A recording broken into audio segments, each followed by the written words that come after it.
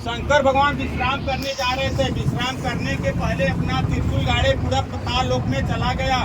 उसी त्रिशूल के नोक पे पूरी काशी नगरी का निर्माण हुआ।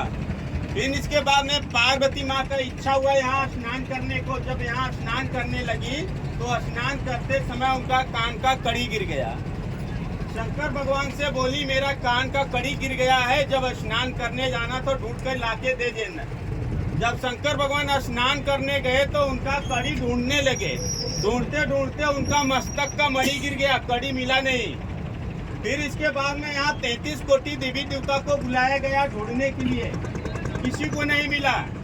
यहाँ स्नान किए, देव स्नान किए, दान पुण्य किए, सारे देवी देवता चले गए।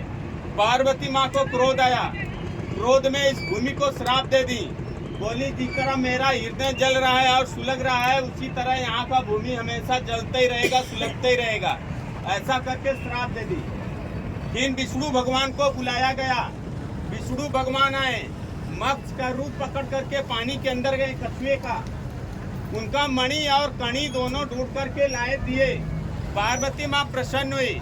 विष्णु भगवान बोले हे माता, अपना दिया हुआ श्राप वापस लीजिए, भूमि को मुक्त करिए। पार्वती माँ ने बोली दिया हुआ श्राप वापस नहीं ले सकती हूँ, पर मैं यहाँ एक वरदान दे रही हूँ।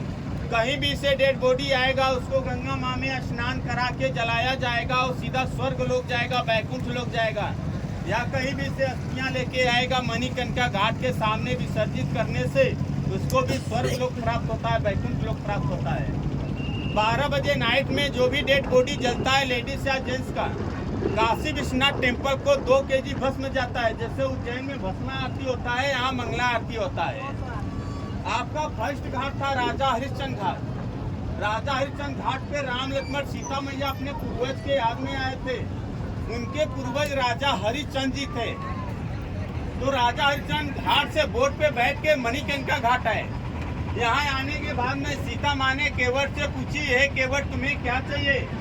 केवट ने कुछ बोला नहीं। सीता माँ ने बोली जब हमको सरयू नदी पार कराया था वनवास जाते समय, उसमें केवट ने कुछ नहीं लिया था। यहाँ हमको कुछ न कुछ देना ही पड़ेगा, क्योंकि ये दान पुण्य मोक्ष नगरी है, हमको कुछ न कुछ देना पड़ेगा। तो सीता माँ ने अपना गोल्ड का रिंग निकाल करके केवट को गुप्त दान दी।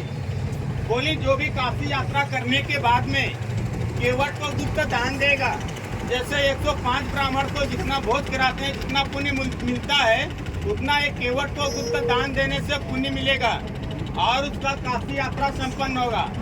आप लोग काशी यात्रा किए, हम केवट वंश से हैं। आप लोग की जो भी इच्छा होती है अपने अपने मुट्ठी में लेकर के हमें दे सकते हैं। आजू बाजू किसी को नहीं दिखाना। एक गुप्त दान महादान होता है और इसमें कोई डिमांड नहीं है। जिसका इच्छा होगा देगा, जिसका इच्छा होगा नहीं देगा।